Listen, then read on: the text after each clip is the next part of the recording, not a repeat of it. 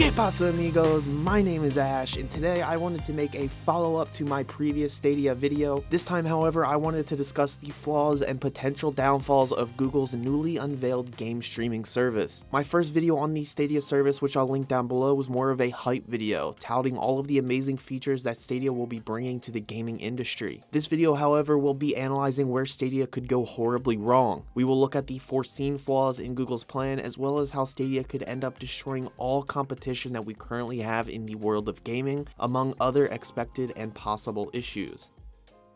So let's start with the main concern we should all have for Stadia, and that is the battle it will inevitably wage with net neutrality. As many know, the US government killed net neutrality a while back, essentially giving internet providers like Comcast and Verizon even more power. Abolishing net neutrality allows these internet providers to throttle services that utilize larger amounts of bandwidth. What this essentially means is that a massive service like Netflix that has millions of users streaming video every single day will be charged more by internet providers because of the amount of bandwidth they soak up. This is exactly why Netflix has been slowly increasing their prices. They're doing this in an attempt to offset the higher prices they have been a victim of, which is exactly what Stadia will have to deal with. Stadia, being called the Netflix of gaming, will be a victim of the lack of net neutrality. So what does that mean for the gaming service and the players that use it? Well, for one, it means that Google will attempt to keep prices low for subscribers at the beginning of Stadia's life, but Google will inevitably be forced to raise subscription prices for all of their customers. While no price point has been given by Stadia, many are speculating as to the monthly subscription cost. In my opinion, this is an extremely difficult thing to predict, as the monetization strategy isn't yet known. We don't know if the service will be a one-time flat fee, granting access to the full game library and additional features and services, or if there will be a smaller subscription fee with players having to pay for games, apps, and other features after the initial paywall is scaled. The first obstacle for any monthly subscription service is that initial paywall. My guess is that Google will release Stadia at a price point that is generous for consumers, getting players in the door and addicted to the service,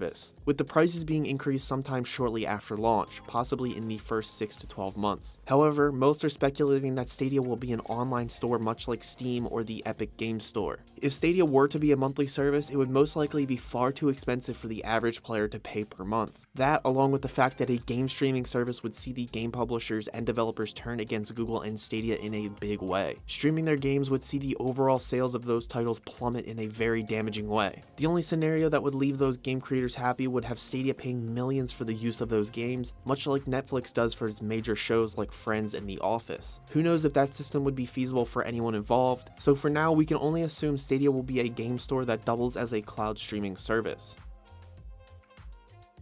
A major concern after Google's presentation of Stadia at the Game Developers Conference was the accessibility to the service by all players, as well as the reliability and stability of that service's quality and connection. Starting with the accessibility concern, many question whether or not those with less than stellar internet speeds would even be able to access the service at all. Something like a game streaming service would presumably eat up a ton of bandwidth. Google's VP, Phil Harrison, recently addressed this issue by saying about Stadia, quote, "We set a threshold of about 25 megabits per second in order to enjoy 1080p and 60 frames per second," end quote. Harrison then went on to say, quote, "In fact, we only used about 20 megabits per second. When we launch, we will get 4K and 60 frames in about 30 megabits per second. And then if you are at a lower resolution, you will obviously use significantly less bandwidth," end quote. While those numbers are rather appealing, the majority of common gamers have speeds below that 30 megabit line. While that doesn't mean that they won't have access to the service at all, it could prove damaging to the service's overall product. Asking players to ditch their consoles for a service that doesn't quite work perfectly for them is a very hard sell, and asking them to spend even more money on quicker internet speeds is equally ambitious. This is all assuming that the 30 megabit speed stays where it is. Like Harrison said, those maximum quality speed requirements will only go up as the service improves its infrastructure. As the experts of the industry dig deeper into what Stadia is and how it will function, we are beginning to see the obstacles that face any game streaming service. It's no wonder there isn't a true game streaming service released to this day. The obstacles and challenges that obstruct any company attempting to corral such a market are immense. Even a massive company like Microsoft, who has been working on their streaming service since 2013, still hasn't quite solved the puzzle.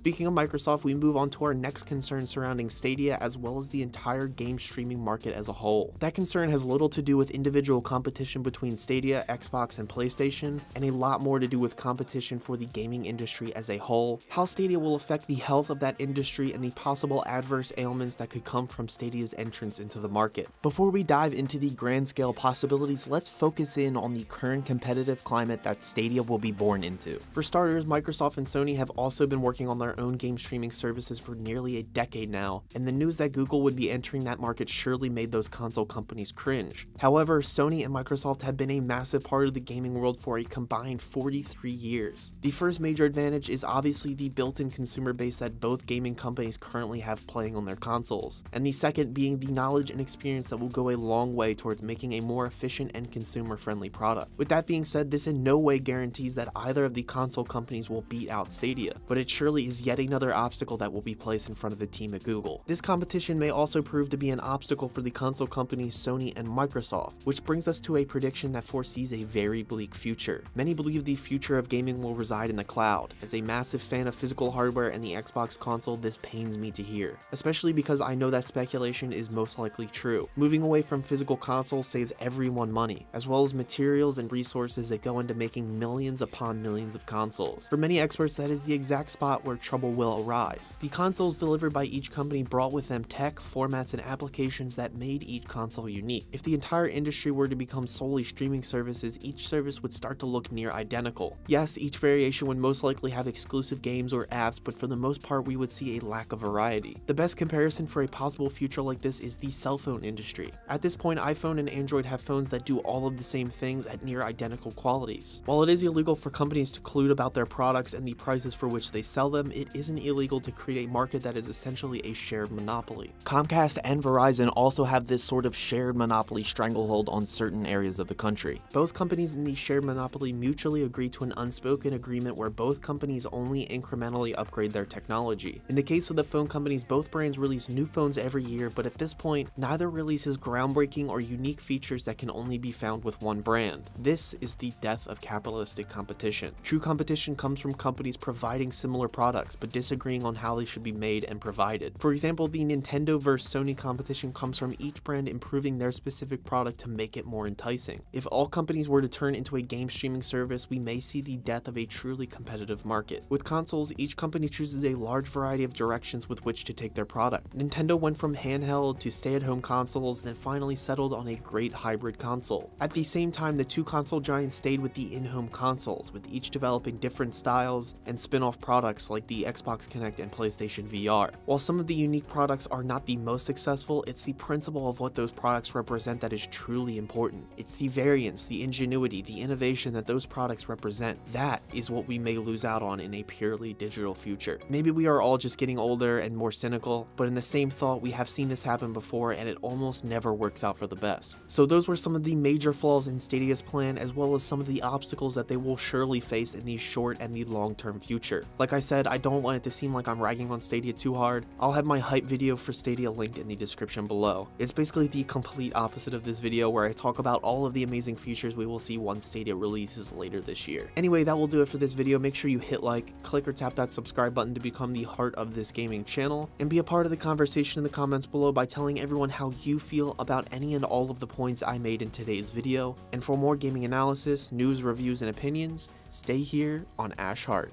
And as always, thanks for watching.